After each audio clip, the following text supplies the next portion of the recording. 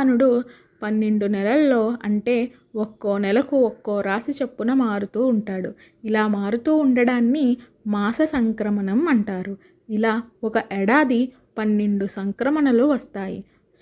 సూర్యుడు తులారాశి నుండి వృశ్చిక రాశిలోకి ఆగమనం చేయడాన్ని వృశ్చిక సంక్రమణం అంటారు. ఈ మార్గశిర మాసం మహాలక్ష్మీదేవికి, మహావిష్ణువుకు, సూర్యదేవునికి ఎంతో ప్రీతికరమైన మాసము. మార్గశిర మాసంలోని గురువారాల్లో శ్రీ మహాలక్ష్మిని దేవిని పూజిస్తూ మార్గశిర లక్ష్మీవార వ్రతం చేయడంతో పాటు ద్వాదశ అభిషేకం వల్ల మీ కుటుంబంలో అందరి ఆయురారోగ్యాలు మెరుగుపడతాయి. ఈ మాసంలోనే ధనుర్మాసం ప్రారంభమవుతుంది. ఇదే సమయంలో ధనుర్మాస వ్రతాన్ని ఆచరించి మధుసూదనుడు అనే నామంతో శ్రీ మహావిష్ణువుని ఆరాధించాలి. మార్గశిర మాసంలో వచ్చే గురువారం